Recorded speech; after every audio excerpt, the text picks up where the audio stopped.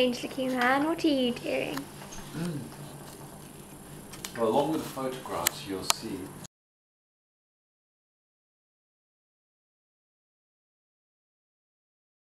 that this thing's like half full or so with grated up carrot, sweet cabbage, maybe 20 cloves of garlic.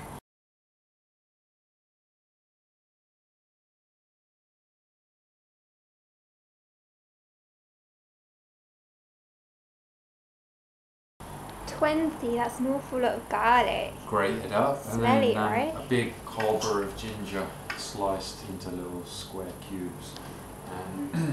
So what did you do? Did you grate the ginger before you did that? No, I just sliced the ginger up, sliced the ginger into little squares. So that's for those who eat sauerkraut, sour cabbage, filled with friendly microorganisms that will enjoy this as a substrate, as a home, and they'll munch away and pre-digest all the sugars, and they'll pre-digest the food so that it's more easily digested by us. And then, as you eat them, they'll inhabit your guts as well. So it's a symbiotic relationship.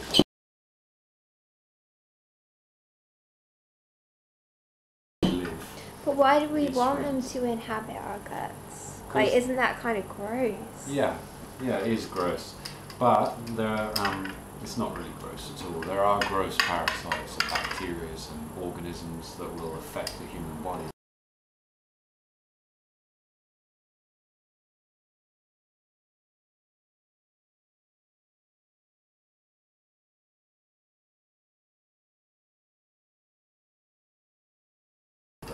These particular ones we live in a symbiotic relationship with, and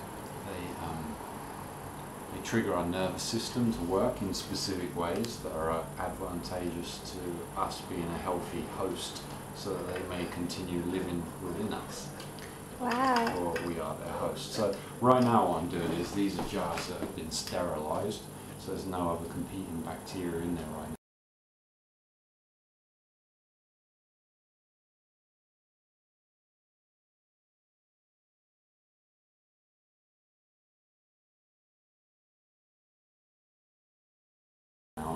From the last batch of sauerkraut that we had, I used a whole jar as a starter and poured it in with our fresh sort of sauerkraut.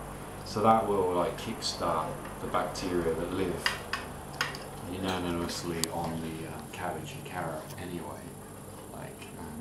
So now you have to pack it in so that you'll see as I hold this that there'll be like lots of liquid coming off. It's a lot of liquid. So the way you have to do it is for the bacteria, for the microorganisms to be able to ferment cabbage, carrot, ginger and garlic without other competing issues, is to deprive the vegetables of oxygen. So we have to compress them down under. But isn't that cool? I thought you were supposed to be a vegan because you're compassionate. Yeah, the vegetables love it.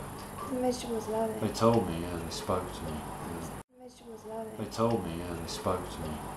They spoke to you, that's They amazing. came to me in a dream. The vegetables love it. They told me, yeah. The vegetables love it. They told me, That's came to amazing. me in a dream, and they told me. So here you go, like you can see, here's the brine, like the slushy stuff. So the vegetables are compressed under that. So you can pack quite a lot in there. It looks gross. Does that really taste good? As is right now, it wouldn't necessarily be that palatable, but once you've let it ferment for at least 7 days. How long can you ferment it for? Oh, months. Some have fermented. And it doesn't get for- mouldy? No, this is the best way of preserving food as opposed to pickling or jarring or dehydrating.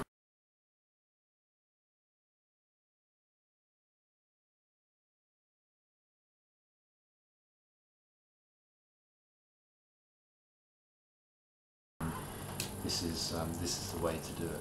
So what is all that liquid that's like leaking out? This is the liquid from the vegetables. So you just like press the vegetables down and you get all that liquid out? Exactly. Exactly. Real thing. Hey Fez, Hello, Fez. you want me on camera? Fez, what do you think of the sauerkraut?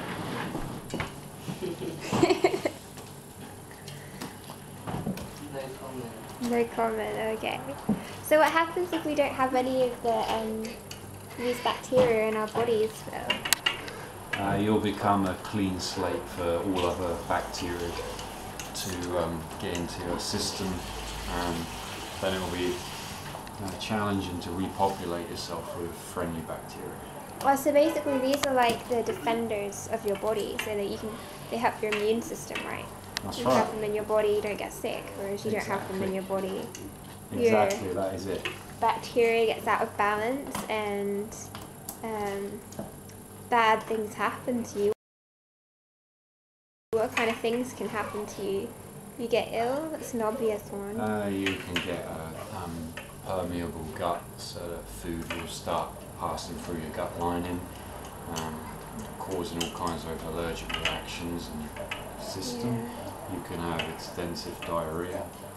Wow, that sounds pretty intense. The worse your diarrhea is, the more of your own colony you'll lose.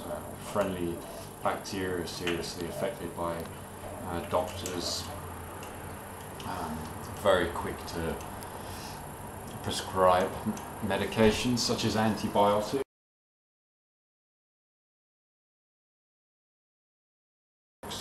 which will how should we say, just kill all bacteria. It doesn't leave friendly bacteria alone. It will kill friendly and the bad ones that they're trying to target. So what you're saying is antibiotics should be a last resort, and that this can pretty much heal a lot of diseases and problems. This would be the way to go.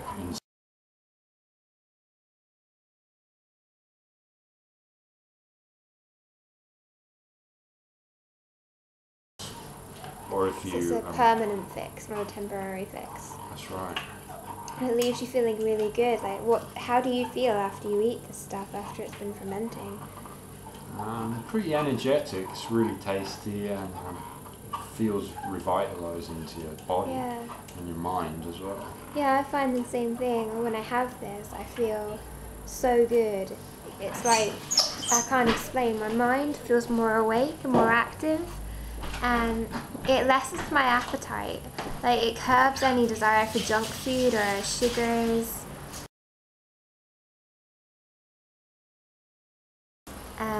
Which a lot of people are struggling with in the world, but it's not really their fault. These addictions, it's bad bacteria and being out of balance in your body cause all sorts of cravings and problems. Never-ending issues. So would you say this is one of the great ways to actually get well? And I'd say fermenting any kind of food, like fermenting nuts, fermenting coconuts. Would you say it's possible to even cure things like AIDS and slow down the effects of things which are supposed to kill you? As opposed to just continuing on with a standard diet and not doing everything you can to defend yourself, and AIDS may send you to the grave quicker and to the hospital bed quicker. But if you were to use fermented vegetables, it's not a be-all and end-all cure, but it'll definitely extend your longevity. So you could live for many, many years with something like AIDS and not even suffer? Apparently so. There are those out there that Sander Kratz, I do believe his name is one of those people. That's really beautiful. His book Wild Fermentation speaks of it. But you don't just have to make sauerkraut, do you? You can ferment nut butters, make your own almond butter. You can even make probiotic yogurts, milk. The list is endless, just finding what works for you and what you can handle. Kefir is like the best thing if you can get hold of raw cow's milk. Or goat's milk, right? Yeah, or raw goat's milk. And you can do it with pasteurized Mother's milk, maybe? You could try it with mother's milk. Yeah, we're yet to experiment with that. You can do it with pasteurized milk too, as well as raw. They all work. Just it's just healthier to use the raw milk. It seems we're running out of time on the recording. Is there any last things you'd like to say? Thank you for telling us about sauerkraut and the magic. I expect you could talk about this for hours. I want the next 7 days to pass by with relaxing life and health, and then I look forward to indulging myself and yourself In dun dun dun, a beautiful day's work. I think you did awesome. I think you did too. Yeah, well, that's obvious. Okay, peace out. Peace, bye. Love you. Love you so much. We hope you haven't